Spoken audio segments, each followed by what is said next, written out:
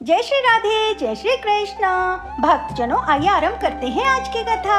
ब्रजपुर गांव में भगवान श्री कृष्ण का एक परम भक्त रामपाल रहता था और वो दिन रात अपने प्यारे प्रभु में ही लीन रहता था। परिवार के नाम पर बस उसका 5 साल का एक बेटा था। एक दिन उसको पास के गांव में भागवत पढ़ने का न्योता आया।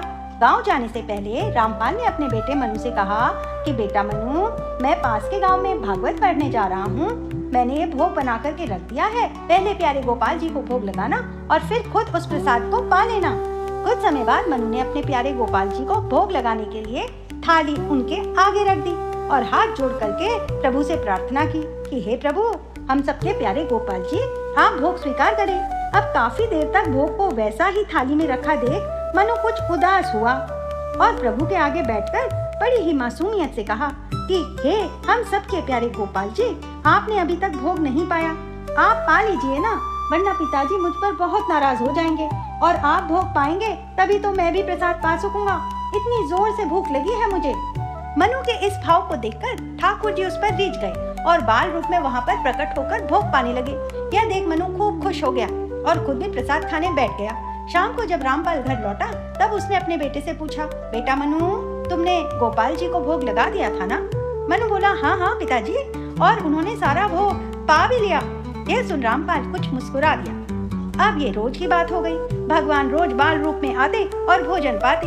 एक दिन मनु को खेलते खेलते याद आया कि कान्हा जी को भोग लगाना है। वो बेचारे तो रो रहे होंगे। वो जल्दी से घर पर आकर अपने गोपाल जी को भोग लगाता है। ऐसे ही दिन बीतने लगे। अब एक दिन रामपाल के मन में आया कि क्या सचमुच गोपाल जी भोग पाने आते होंगे। बस यही सच जानने एक दिन वो घर जल्दी लौटा और आज तो रामपाल आश्चर्यचकित रह गया। उसने देखा कि जो लड्डू का भोग उसने अपने प्रभु के भोग के लिए रखा हुआ था, वो साक्षात बाल रूप में प्रभु प्रकट होकर के पा रहे थे और उनका बेटा मनु उन्हें पवा रहा था। अब जैसे ही रामपाल दौड़ करके भीतर आया, लड्डू गोपाल ने बाल रूप प्रतिमा का रूप धारण कर लिया। रामपाल रोते हुए बोला, प्रभु, हे प्रभु, मेरी भक्ति में क्या कमी रह गई थी कि आपने मुझे दर्शन नहीं दिए और इस बालक को रोज दर्शन दिए। उसी रात रामपाल को स्वप्न हुआ और गोपाल जी उससे बोले, रामपाल, मनु का मन सच्चा है, उसके मन में कोई छल कपट नहीं। इसी कारण मैं उसके समक्ष प्रकट हुआ।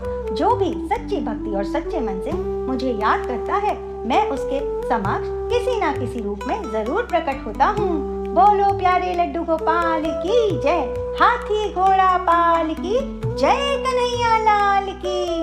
आज की कथा बस यहीं तक। चल मिलते हैं एक नई कथा के साथ। राधे राधे।